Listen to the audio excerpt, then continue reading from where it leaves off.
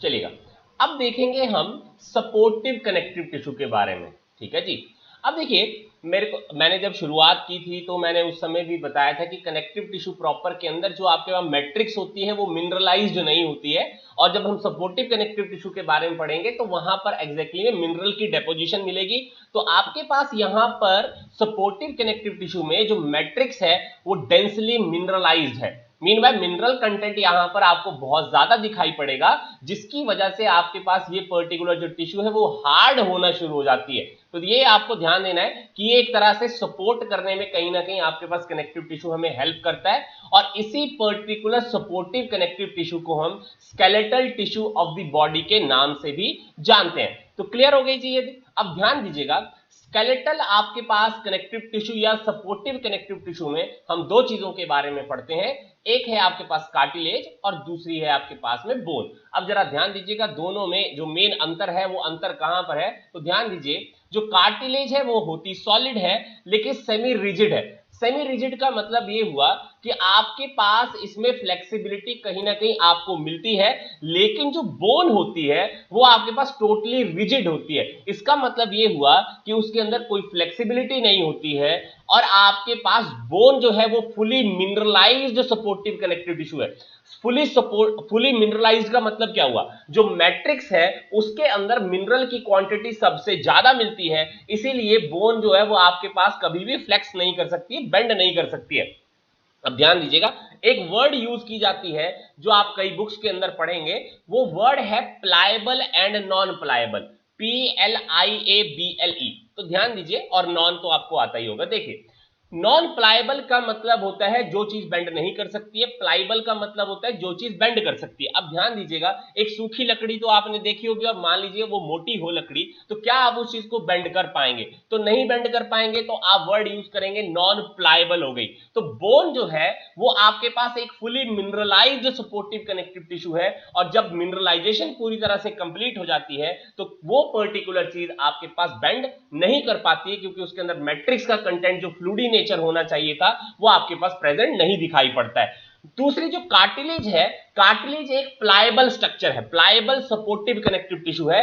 कारण उसमें यह है कि कहीं ना कहीं मैट्रिक्स का क्वांटिटी अभी भी आपको मिलती है, और वो एक पूरी तरह से फुली मिनरलाइज्ड स्ट्रक्चर अभी भी नहीं है। तो ये चीज आपको पक्का से ध्यान होनी चाहिए, क्योंकि यहां से कभी कभार क्वेश्चन पूछ ली जाती है। Cartilage is a pliable structure and bone is a non pliable structure. Bone bend नहीं कर सकती है, कार्टिलेज बेंड कर सकती है। तो कार्टिलेज में फ्लेक्सिबिलिटी मिलेगी, बोन में फ्लेक्सिबिलिटी नहीं मिलेगी। कार्टिलेज फुली मिनरलाइज्ड स्ट्रक्चर नहीं है, और बोन जो है एक टोटली मिनरलाइज्ड स्ट्रक्चर है फुली। अब ध्यान दीजिएगा, शुरुआती लाइफ के अंदर बोन नहीं बनती है। शुरुआती लाइफ में पहले कार्टिलेज बनती है, और कार्टिलेज जो है वो आपके पास धीरे धीरे कर मिनरलाइज होना शुरू होती है, और वही कार्टिलेज आपके पास बाद में जाकर बोन में कन्वर्ट होती है। और इस प्रोसेस का नाम हम लिखते हैं ऑसिफिकेशन। वर्ड पे ध्यान दीजिएगा कि ये क्वेश्चन भी आपसे एक बार पूछा जा चुका है। तो वर्ड है जी ऑसिफिकेशन।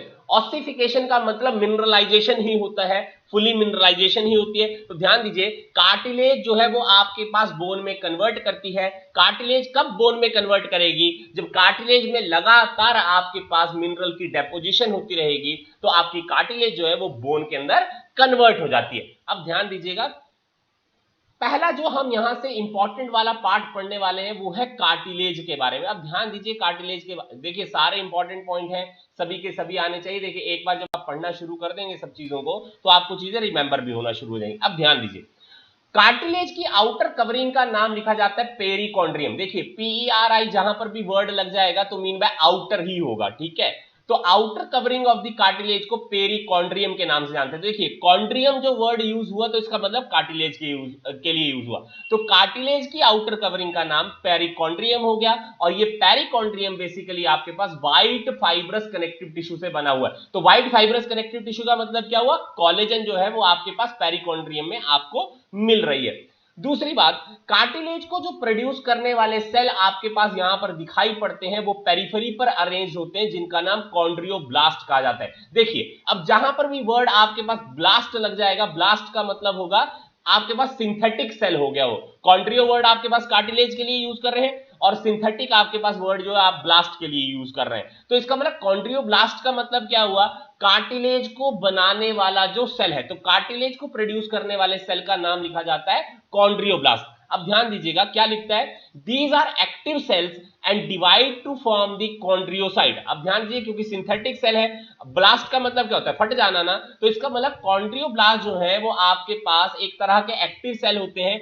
जब वो डिवाइड करते हैं तो एक पर्टिकुलर टाइप के सेल की आपको फॉर्मेशन कर देते हैं जिनका नाम कॉन्ड्रियोसाइट है। और ये कॉन्ड्रियोसाइट बेसिकली आपके पास जो मैच्योर सेल्स होते हैं कार्टिलेज के, वो आपके पास ये कॉन्ड्रियोसाइट्स हैं। तो क्लियरली आपको पता होना चाहिए कि कॉन्ड्रियोब्लास्ट बेसिकली कार्टिलेज को प्रोड्यूस करने वाले सेल होते हैं, यही आपके पास एक्टिव सेल्स होते हैं जो डिवाइड करते हैं और आपके पास लेटर ऑन कॉन्ड्रियोसाइट की आपके पास फॉर्मेशन करते हैं। और यही पर्टिकुलर सेल आपको कहीं ना कहीं मैट्रिक्स ऑफ द कार्टिलेज जो होती है उसको आपको बना कर देते हैं। तो याद रखिएगा जो एक्टिव सेल है वो कॉन्ड्रियोब्लास्ट है, जो मैच्योर सेल है आपके पास वो कॉन्ड्रियोसाइट है। क्लियर हो गया जी। अब ध्यान देते कर क्या चल रहा है, देखिए क्या लिखता है, they are found in vacuole like space in matrix. तो देखिएगा आपके पास कार्टिलेज के अंदर भी आपके पास पर्टिकुलर आपके पास स्पेसिस जो है वो आपको दिखाई पड़ते हैं मैट्रिक्स के अंदर, जिनको हम लेकुना कहते हैं। क्या नाम लिखा है जी, लेकुना। और इस लेकुना के अंदर आपके पास 2 से 3 कॉन्ड्रियोसाइट आपको प्रेजेंट मिलते हैं। क्लियर हो गई जी वर्डिंग।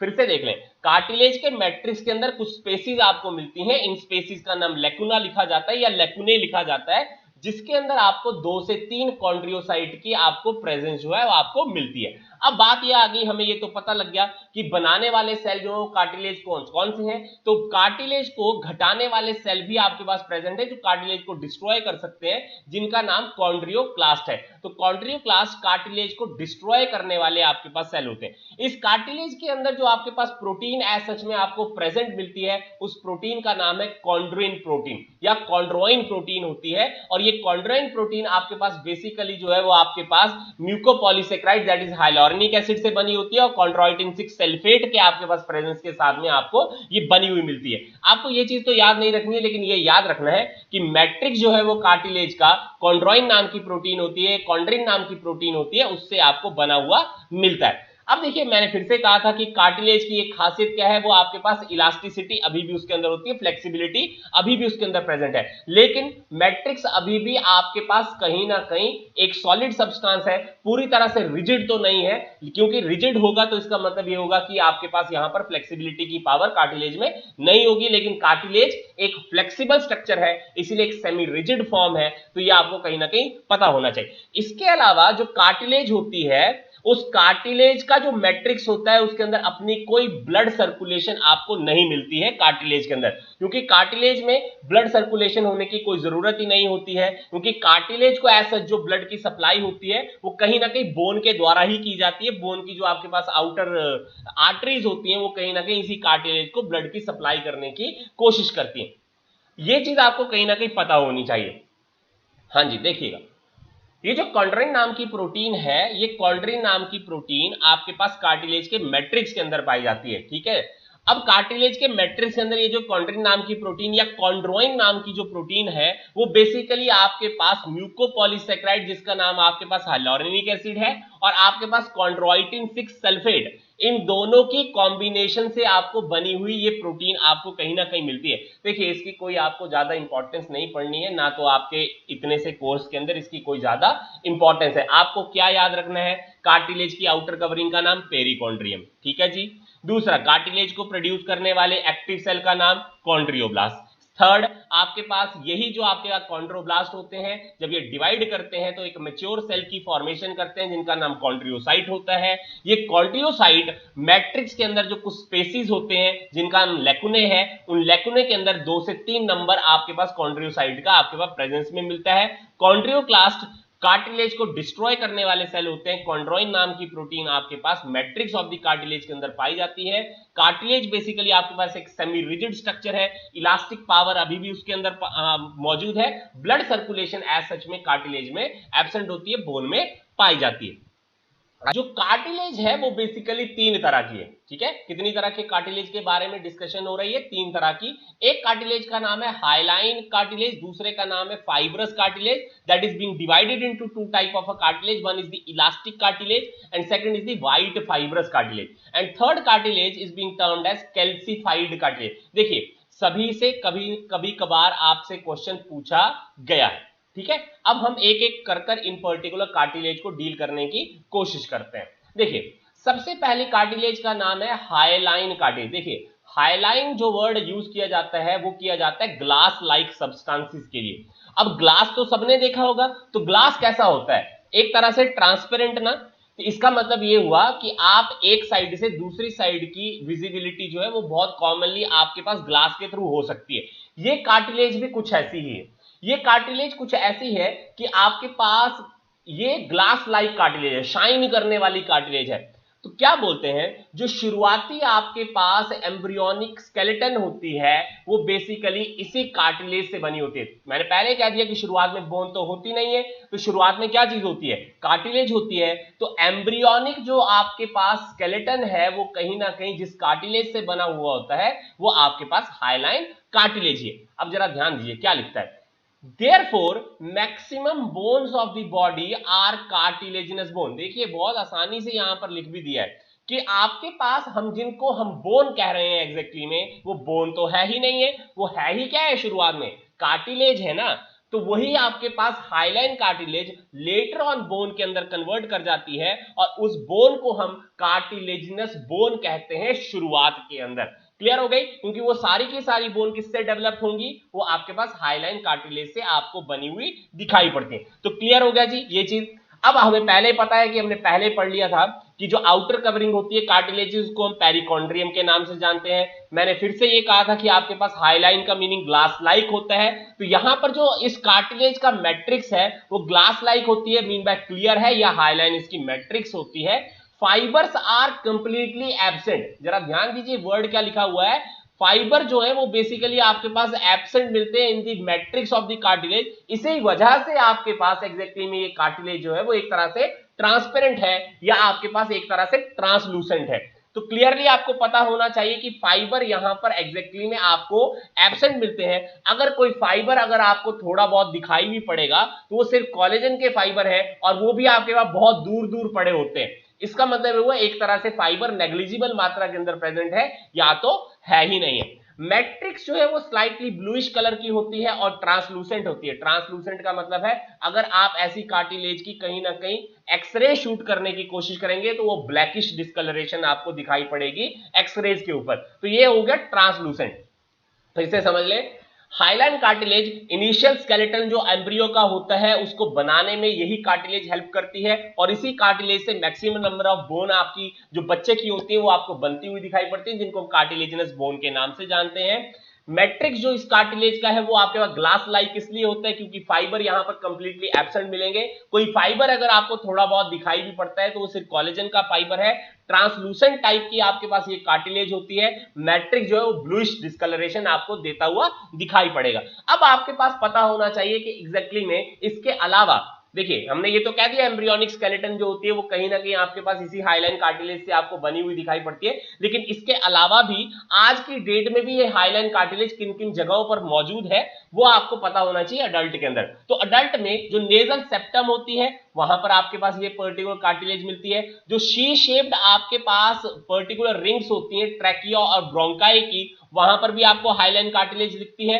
रिब्स के जो आपके पास कहीं ना कहीं स्टर्नल पार्ट्स होते हैं, जो रिब्स आपके पास स्टर्नम से ज्वाइन करता है ना रिब का जो पार्ट, वहां पर भी जो कार्टिलेज होती है वो भी आपके पास हाइलाइन कार्टिलेज होती है। इसके अलावा लैरिंग्स की जो कार्टिलेज होती है that is thyroid, cricoid and arytenoid, ये भी कार्टिलेज आपके पास बेसिकली हाइलाइन कार्टिलेज से बनी होती है। इसके अलावा आर्टिकुलर कार्टिलेज, आर्टिकुलर कार्टिलेज का मतलब क्या हुआ, जहां पर दो बोन एक दो दूसरे बोन के साथ ज्वाइंट बनाने का काम करती है। तो ये जो टर्मिनल पार्ट होता है, ये टर्मिनल पार्ट आपके पास कार्टिलेज से बना होता है बोन का, जिसको हम हाइलाइन कार्टिलेज बोलते हैं। अब ध्यान दीजिएगा, लॉन्ग बोन के जो टर्मिनल एंड होते हैं, लॉन्ग बोन का मतलब चाहे कोई भी बोन हो जो ज्वाइंट बनाने में आपको हेल्प करती हो, वो आपके पास लॉन्ग बोन के टर्मिनल एंड्स पर आपके पास कार्टिलेज होती है। इस कार्टिलेज का नाम हाइलाइन कार्टिलेज होता है।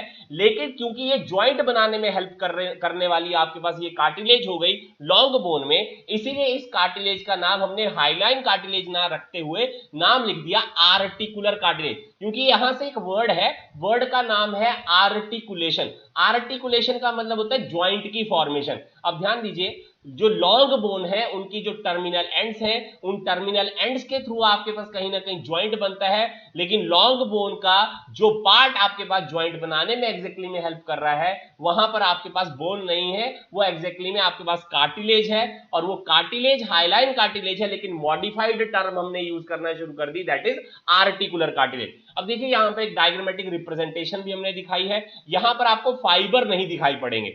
यहां पर देखिए व्हाइट फाइब्रस कार्टिलेज में आपको फाइबर दिखाई पड़ रहे हैं, येलो इलास्टिक फाइब्रो कार्टिलेज में भी आपको फाइबर जो है वो बहुत कॉमनली दिखाई पड़ रहे हैं। लेकिन क्या यहां पर आपको कोई फाइबर की क्वांटिटी दिखाई पड़ रही है? नहीं दिखाई पड़ रही। हाइलाइन कार्टिलेज में कोई भी फाइबर आपको एग्जैक्टली में दिखता नहीं है। अगर कोई स्कार्सिटी में फाइबर आपको दिखाई भी पड़ेगा, वो सिर्फ व्हाइट फाइबर होंगे। तो यहां देखिए ये व्हाइट फाइबर की क्वांटिटी थोड़ा बहुत दिखाई हुई है, ज्यादा है ही नहीं है। देखो ये कॉन्ट्रियोब्लास्ट आपके पास लेकुने के अंदर दिखाए हुए हैं यहां पर, ये पर्टिकुलर। तो मैंने कहा था कॉन्ट्रियोसाइट जो लेकुने के अंदर होते हैं वो 2 से 3 ही होते हैं। मैट्रिक्स आपके पास ट्रांसलूसेंट टाइप का आपको यहां पर दिखाई पड़ता है। तो ये चीज आपको पक्का से ध्यान देते हुए चलिए, क्योंकि यहां से क्वेश्चन आपको बहुत बार पूछा गया है, क्योंकि यहां से क्वेश्चन आने की मैक्सिमम टेंडेंसी है, इसलिए मैंने आपको ये ढंग से आपको समझाने की कोशिश की।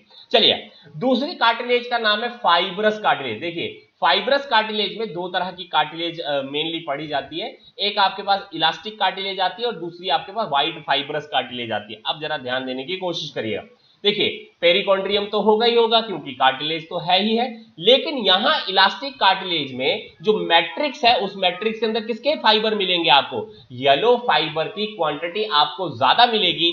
इसीलिए इस कार्टिलेज की टेंडेंसी है, ये हाईली फ्लेक्सिबल कार्टिलेज है। और जो मैट्रिक्स है वो आपके पास पेल येलो कलर का है, क्योंकि देखो जो फाइबर है वो कौन से वाला है? इलास्टिक फाइबर है।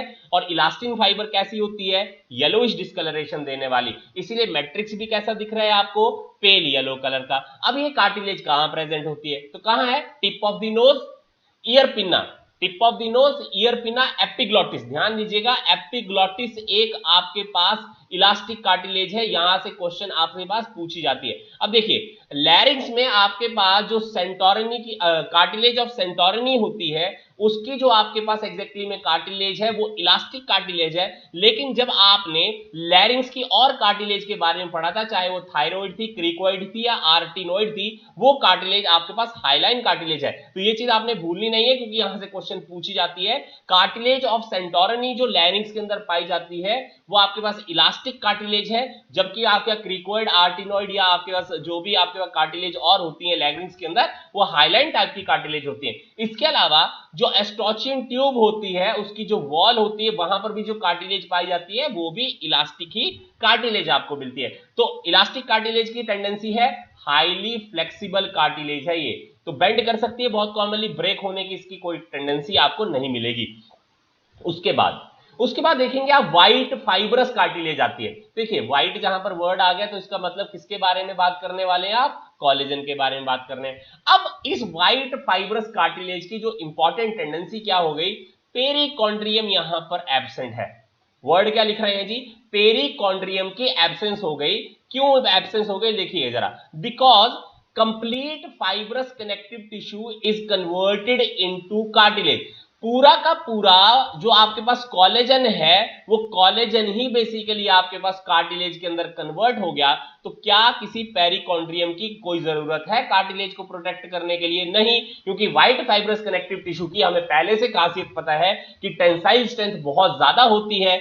इसका मतलब वो बहुत ज्यादा स्ट्रॉन्गेस्ट कार्टिलेज होगी, ब्रेक डाउन करने की उसकी टेंडेंसी बहुत ज्यादा कम हो जाएगी। अब ध्यान दीजिए क्या लिखता है, in matrix bundle of collagen fibres are more in quantity. Simple सी बात है, मैट्रिक्स में आपको क्या चीज ज्यादा दिखाई पड़ेगी? कोलेजन फाइबर की मात्रा, इसीलिए आपके पास ये स्ट्रॉन्गेस्ट कार्टिलेज है। अब आपके पास एग्जांपल आती है जहां पर ये व्हाइट फाइब्रस कार्टिलेज एग्जैक्टली में प्रेजेंट होती है, वो है pubic symphysis region. Pubic symphysis region कौन सा होता है? बेसिकली आपके पास जो पेल्विक गर्डल होते हैं, हिप्स होती है, वहां पर आपके पास ये पर्टिकुलर प्यूबिक सिम्फाइसिस रीजन जो है आपके पास प्रेजेंट होती है। तो आपने देखा होगा हिप जॉइंट ज्यादातर ब्रेक नहीं करती है। क्यों नहीं ब्रेक कर रही है? क्योंकि हिप जॉइंट में बेसिकली प्यूबिक सिम्फाइसिस रीजन के अंदर आपको व्हाइट फाइब्रस कार्टिलेज दिखाई पड़ती है, जो बहुत ज्यादा स्ट्रॉन्गेस्ट कार्टिलेज है, ब्रेक डाउन नहीं करेगी। इसके अलावा जो इंटरवर्टिब्रल डिस्क होती है, इंटरवर्टिब्रल डिस्क कौन सी होती है? जो दो वर्टिब्रे के बीच में आपके पास एक पर्टिकुलर कनेक्टिव टिश्यू एग्जिस्ट करती है, जो दो वर्टिब्रे को एक दूसरे के साथ में कभी कनेक्ट नहीं करने देती है।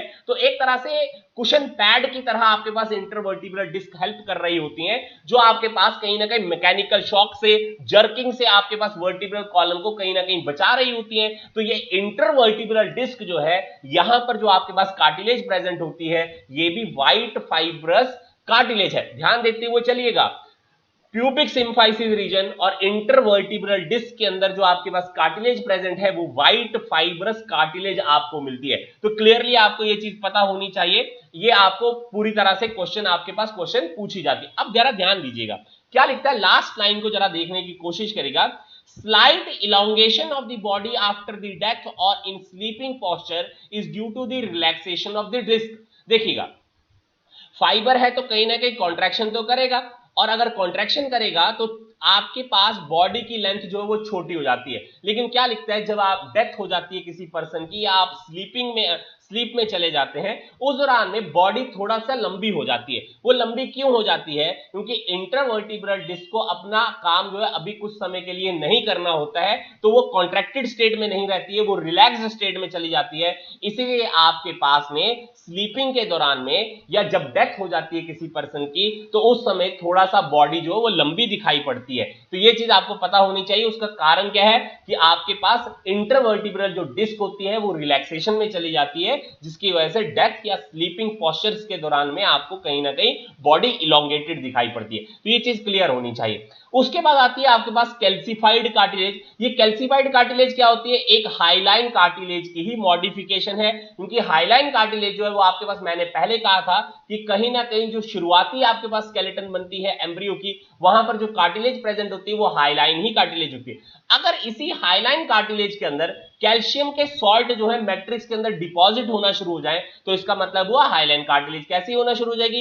हार्ड होना शुरू हो जाएगी, बोन की तरह ही। तो उस पर्टिकुलर आप कार्टिलेज को उस समय क्या लिखेंगे? दैट इज कैल्सिफाइड कार्टिलेज है, और ये बॉडी की हार्डेस्ट कार्टिलेज होती है। तो कैल्शियम जो आपके पास सॉल्ट है जो डिपॉजिट होते हैं आपके पास हाइलाइन कार्टिलेज के अंदर, that are in the form of hydroxy apatite crystals. ध्यान दीजिए, वर्ड क्या यूज कर रहे हैं? कैल्शियम के salt in the form of hydroxy apatite crystal. ध्यान दीजिए, ये जो आपके पास फॉर्मूला है ये आपसे पहले पूछा भी जा चुका है। हाइड्रोक्सी एपेटाइट का आपके पास फॉर्मूला क्या होगा? तो ये फॉर्मूला आपको याद होना चाहिए, इसको पक्का से याद करते चलिएगा। और ये क्वेश्चन यहां से नहीं पूछा गया था, क्वेश्चन पूछा गया था आपके पास जो टीथ है, टीथ की जो आउटर लेयर होती है उसको इनेमल कहते हैं। तो इनेमल जो होती है वो आपकी बॉडी की हार्डेस्ट कनेक्टिव टिश्यू है। Hardest substance of your body is the enamel. तो पूछा गया था इनेमल हार्डेस्ट क्यों है? क्योंकि उस पर्टिकुलर इनेमल के अंदर हाइड्रोक्सी एपेटाइट क्रिस्टल्स आपके पास प्रेजेंट होते हैं, जो कैल्शियम सॉल्ट की डेपोजिशन की वजह से बनते हैं, जिसकी वजह से hardest substance of your body जो है वो इनेमल होती है। अब आपके पास ये कैल्सिफाइड कार्टिलेज है कहां पर? जैसे आपके पास जो सुप्रास्कैपुला होती है, स्कैपुलर रीजन, ठीक है, पेक्टोरल गर्डल में जो स्कैपुला पाया जाता है, उस स्कैपुला में आपके पास ये कैल्सिफाइड कार्टिलेज मिलती है। जो आपके पास हेड ऑफ द ह्यूमरस और आपके पास फीमर होती है, वहां पर भी एक आपके पास कैल्सिफाइड कार्टिलेज आपकी बॉडी के अंदर प्रेजेंट होती है। लेकिन देखो, इतना सारी चीज फिर से याद करना बहुत ज्यादा मुश्किल होगा, इसलिए मैं हमेशा कहता हूं इंटरवर्टिब्रल डिस्क को याद करते चलें। वहां पर कौन सी कार्टिलेज है? वो फाइब्रस कार्टिलेज का एक टाइप जिसका नाम व्हाइट फाइब्रस कार्टिलेज है। इसके अलावा tip of the nose, ear pinna, epiglottis में कौन सी कार्टिलेज होती है ये भी आपको याद होनी चाहिए, वो है आपके पास इलास्टिक कार्टिलेज। इसके अलावा लॉन्ग बोन के जो टर्मिनल एंड्स होते हैं वहां पर कौन सी कार्टिलेज होती है? उसका नाम आर्टिकुलर कार्टिलेज है, that is the modified hyaline cartilage होती है। इसके अलावा जो नेजल सेप्टम्स होते हैं, रिब्स के जो टर्मिनल हिस्से होते हैं जो स्टर्नम के साथ जुड़ते हैं, वहां पर जो आपके पास कार्टिलेज है वो हाइलाइन कार्टिलेज है। Initial skeleton of the foetus के अंदर भी आपको जो कार्टिलेज मिलती है वो हाइलाइन कार्टिलेज ही होती है। तो ये क्वेश्चंस आपको मैक्सिमम बनने के चांसेस होते हैं, आप इनको याद करने की कोशिश। नेक्स्ट है आपके पास में दैट इज बोन। देखिए स्टडी ऑफ द बोन को क्या कहा जाता है, ऑस्टियोलॉजी। अब ध्यान दीजिए वर्ड है यहां पर ऑस्टियो, जहां पर भी वर्ड ऑस्टियो आएगा तो आप समझ लेंगे हम बोन के बारे में बात करें, और जहां भी वर्ड कॉन्ड्रियम आएगा वहां पर हम समझ लेंगे कि हम कार्टिलेज के बारे में बात करें, ये मैं पहले भी बता चुका। अब बोन फॉर्मेशन की जो प्रोसेस है उसको मैंने कहा था ऑसिफिकेशन के नाम से जाना जाता है, क्योंकि कार्टिलेज से ही बाद में जाकर बोन बनती है, जब उसकी मिनरलाइजेशन कंप्लीट हो जाती है कार्टिलेज की। बॉडी का जो हार्डेस्ट टिश्यू है वो बोन है, और जो सॉफ्टेस्ट टिश्यू है वो आपके पास ब्लड है। हार्डेस्ट सब्सटेंस के बारे में मैंने पहले बता दिया था कि इनेमल होती है, तो इनेमल बेसिकली आपके पास जो बनाने वाले सेल्स होते हैं उनको हम अमीलोब्लास्ट सेल के नाम से जाने जाते हैं। लाइफ में ये एक ही बार अमीलोब्लास्ट बनता है, ध्यान दीजिएगा। एक बार अगर इनेमल ब्रेक हो जाएगी तो इनेमल वापस से रीजनरेट या रिपेयर नहीं होती है। अगर उसकी पर्टिकुलर रिपेयरिंग करवानी होगी तो आपको डेंटिस्ट के पास जाना पड़ता है। इनेमल को बॉडी खुद से रिपेयर नहीं कर सकती है, क्योंकि लाइफ में एक ही बार आपके पास सेल बनता है जिसका नाम अमीलोब्लास्ट है, जो इनेमल को बना सकती है। अब बात आई, जैसे आपके पास कार्टिलेज की आउटर कवरिंग को हमने पेरिकॉन्ड्रियम का नाम दिया था, वैसे ही आपके पास बोन की आउटर मोस्ट कवरिंग का नाम है पेरीऑस्टियम। ध्यान दीजिएगा, ये जो पेरीऑस्टियम है ये आपकी बॉडी का मोस्ट सेंसिटिव आपके पास एक हार्ड टिश्यू है। ध्यान दीजिएगा, outer covering of the bone is being termed as the periosteum which is basically made up of again the white fibrous connective tissue. याद करिए, जब कार्टिलेज हमने पढ़ी थी तो कार्टिलेज भी हमने कौन से फाइबर से बनी हुई दिखाई थी, जो पेरिकॉन्ड्रियम थी वो भी व्हाइट फाइब्रस कनेक्टिव टिश्यू से ही बनी हुई दिखाई पड़ी थी। बोन को प्रोड्यूस करने वाले जो सेल होते हैं उनको हम ऑस्टियोब्लास्ट कहते हैं। जब हमने कार्टिलेज के बारे में पढ़ा था कि कौन से आपके पास कार्टिलेज को प्रोड्यूस करने वाले सेल होते हैं, तो उनका नाम कॉन्ड्रियोब्लास्ट था। अब आपके यहाँ कॉन्ड्रियोब्लास्ट जो थे वो आपके पास डिवाइड करते थे, और डिवाइड करने के बाद एक सेल बनाकर देते थे जिनका नाम कॉन्ड्रियोसाइट था। वैसे ही आपके पास यहां पर बोन के अंदर ये जो ऑस्टियोब्लास्ट होते हैं ये डिवाइड करते हैं और आपके पास ऑस्टियोसाइट की आपको सिंथेसिस कर देते हैं, जो आपके पास ऑर्गेनिक पार्ट होता है जो आपके पास मैट्रिक्स का, उसको बनाने में कहीं ना कहीं आपके पास यही ऑस्टियोसाइट आपके पास हेल्प करते हैं। जैसे आपके पास कार्टिलेज के अंदर कुछ स्पेसिस होते हैं, वैसे ही आपके पास बोन के अंदर भी स्पेसिस पाए जाते हैं मैट्रिक्स के अंदर, जिनको लैकुना ही कहा जाता है। लेकिन जो लैकुना आपके पास कार्टिलेज का था, वहां पर एक लैकुना के अंदर 2 से 3 कॉन्ड्रियोसाइट प्रेजेंट थे, जबकि बोन के लैकुना के अंदर हर एक लैकुना में एक ही ऑस्टियोसाइट की प्रेजेंस आपको मिलती है।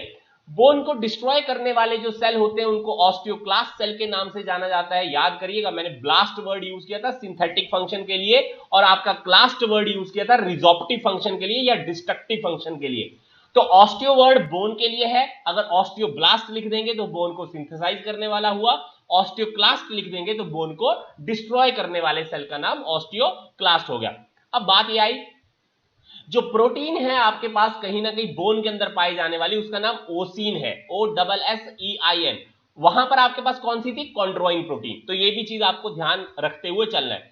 अब बात आई जो मैट्रिक्स है, तो मैट्रिक्स जो बोन का है वो 2 पार्ट में आपके पास यहां पर डिसइंटीग्रेटेड दिखाई पड़ता है। एक आपके पास ऑर्गेनिक कंटेंट है मैट्रिक्स में, और एक इनऑर्गेनिक कंटेंट है। जो इनऑर्गेनिक कंटेंट है वो 65 से लेकर 68% तक आपको मिलता है, जबकि ऑर्गेनिक कंटेंट आपके पास 32 से 35%। इनऑर्गेनिक कंटेंट में बेसिकली मिनरल डेपोजिशंस आपके पास आती हैं, जिसमें आपके पास 80% आपके पास डेपोजिशन कैल्शियम फॉस्फेट क्रिस्टल्स की आपको मिलती है, और रेस्ट आपके पास जो 20% है उसके अंदर आपके पास कैल्शियम कार्बोनेट या मैग्नीशियम फॉस्फेट या फ्लोराइड का कंटेंट आपको इनऑर्गेनिक कंटेंट में आपके पास मैट्रिक्स की अंदर आपको दिखाई पड़ता है, जो बोन में प्रेजेंट है। जबकि ऑर्गेनिक कंटेंट जो 32 से 35% आपका कहीं ना कहीं मैट्रिक्स के अंदर मौजूद है, वो आपके पास इन दी फॉर्म ऑफ ओसीन आपके पास प्रोटीन है। और वो जो ओसीन प्रोटीन है वो कुछ नहीं है, आपके पास एक कोलेजन फाइबर के बंडल्स हैं जो आपके पास प्रेजेंट है, और साथ में आपके पास सल्फेटेड म्यूकोपॉलीसैकेराइड की क्वांटिटी आपको यहां पर organic content of the bone के अंदर या मैट्रिक्स के अंदर आपको दिखाई पड़ती है। इसके अलावा जरा ध्यान दीजिएगा, एक यहां पर वर्ड लिखा हुआ है शार्पेज फाइबर।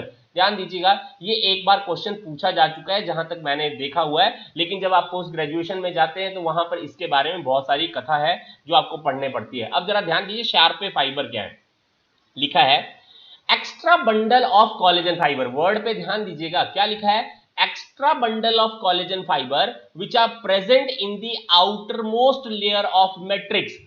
मैट्रिक्स की जो आउटर मोस्ट लेयर होती है, उस आउटर मोस्ट लेयर में पहले भी कोलेजन है, ऐसा नहीं है कोलेजन के फाइबर नहीं होते हैं, लेकिन उससे ज्यादा मात्रा में एक्स्ट्रा बंडल्स आपके पास कोलेजन फाइबर के जो पाए जाते हैं, जो आपके पास मैट्रिक्स की आउटर लेयर में आपको कहीं ना कहीं दिखाई पड़ते हैं, इनको शार्पेज फाइबर कहा जाता है। और ये शार्पेज फाइबर जरा ध्यान दीजिएगा क्या लिखा हुआ है, they are also found in the cement of the teeth which provide extra mechanical support to the bone and teeth। ध्यान दीजिएगा क्या लिखता है, सीमेंटम नाम का एक पर्टिकुलर लेयर होती है टीथ के अंदर, उस सीमेंटम के अंदर ये शार्पेज फाइबर होते हैं, और ये शार्पेज फाइबर क्या करते हैं, टीथ को कहीं ना कहीं बोन के साथ ज्वाइन करने में हेल्प कर रहे होते हैं। तो ध्यान दीजिएगा ये एक extra bundle of collagen fibre है जो outer most layer of matrix of the bone के अंदर आपको दिए होते हैं नेचर ने, जो आपके पास कहीं ना कहीं सपोर्ट और एंकरेज या मैकेनिकल सपोर्ट या एंकरेज प्रोवाइड करने में हेल्प करते हैं। तो इनको हम शार्पेज फाइबर के नाम से जानते हैं। Sharpey's fibre are nothing but the collagen fibre के एक्स्ट्रा बंडल्स हैं। तो ये चीज आपको पक्का से ध्यान होनी चाहिए, क्योंकि यहां से क्वेश्चन आपको पूछ लिया जाता है। स्ट्रक्चर ऑफ लॉन्ग बोन के बारे में हम कल डील करेंगे, क्योंकि ये बहुत ज्यादा लंबा टॉपिक हो जाएगा आज के लिए। जितना मैंने आज पढ़ाया आप कोशिश करिएगा उसको पढ़िएगा, और आज के लिए मोर देन इनफ है, जितना हमने पढ़ा है वो मोर देन इनफ है। आप इसको जाइए बुक से पढ़िए, अच्छे से डायग्रामेटिक रिप्रेजेंटेशंस को देखिएगा। हो सकता है यहाँ डायग्रामेटिक रिप्रेजेंटेशन आपको बहुत अच्छी ना मिली हो, लेकिन पढ़िएगा, करिएगा, समझिएगा, क्वेश्चंस करिएगा। 50 क्वेश्चन पर डे पर सब्जेक्ट, मैंने पहले भी कहा था, मैं फिर कह रहा हूं, अगर आप नहीं कर रहे हैं तो करना शुरू कर दें, अदरवाइज आप रेस में पीछे हो जाएंगे।